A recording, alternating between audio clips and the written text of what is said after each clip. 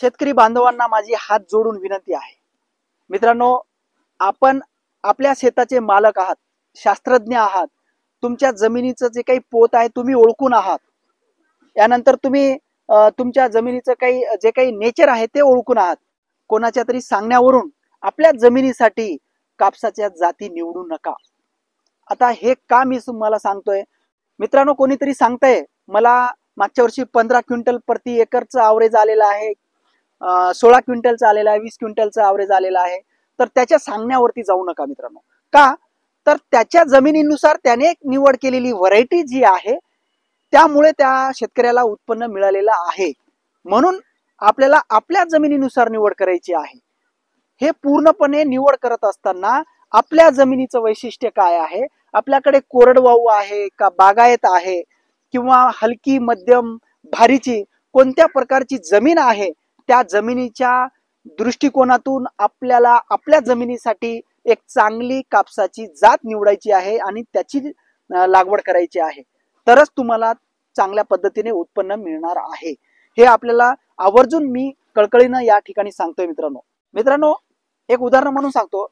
जर एखाद्या शेतकऱ्याने बागायत जमिनीसाठी बागायतमध्ये चालणारी जर कापसाची जात निवडली आणि त्याने चांगलं उत्पन्न काढलं आणि त्याच्यानंतर त्याचं वाजागाजा झालं आणि त्याची क्रेज लोकांपर्यंत पोहोचली, तर लोक पण त्या व्हरायटीच्या मागे पळतात। परंतु हे विसरतात की त्यांची जमीन जी आहे ती बागायत होती, भारीची होती, म्हणून त्यांना चांगलं उत्पन्न मिळालेलं आहे। आणि तीच व्हरायटी जर यांनी कोरडवाहू मध्ये लावलं तर कसं उत्पन्न मिळणार आहे? परत त्याच व्हरायटीला नाव ठेवायचं। मित्रांनो, हे विसरू नका की कोणतीच व्हरायटी ही वाईट नाही आहे। 10 वर्ष रिसर्च करून व्हरायटी डेव्हलप करण्यात आलेली असते। म्हणून मित्रांनो, एखादी व्हरायटी डेव्हलप करत असताना जमिनीचा प्रकार विचारात घेण्यात येतो, त्यानंतर वातावरण हे सुद्धा विचारात घेण्यात येतं। जसं की मराठवाडा विभागामध्ये वेगळं तर विदर्भामध्ये वेगळं। तर अशा पद्धतीने सगळ्या गोष्टीचा विचार करून व्हरायटी डेव्हलप करण्यात येते।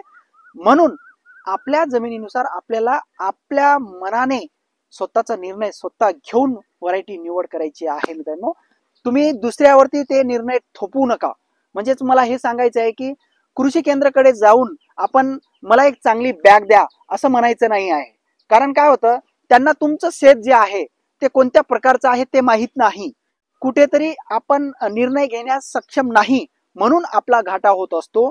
मग जेव्हा आपण वेचणीला सुरुवात करतो त्यावेळेस आपल्याला कळतं की कुठेतरी आपल्या वाणामध्ये गडबड झालेली आहे आणि जेव्हा आपल्याला उत्पन्न चांगल्या पद्धतीने मिळत नाही, कमी उत्पन्न निघतो, त्यावेळेस असं वाटतं की खऱ्या अर्थाने ही व्हरायटी चुकीची आहे।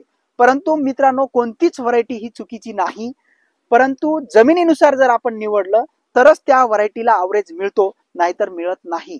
दुसऱ्याला नाव ठेवण्यापेक्षा मला असं वाटतं की तुमच्या जमिनीनुसार तुम्हाला चांगली व्हरायटी निवडायची आहे आणि लागवड करायची आहे। मित्रांनो, तर व्हिडिओ आवडल्यास नक्कीच लाईक, शेअर आणि सबस्क्राईब करायला अजिबात विसरू नका। मित्रांनो, थांबतो इथं, भेटूया पुढच्या व्हिडिओमध्ये।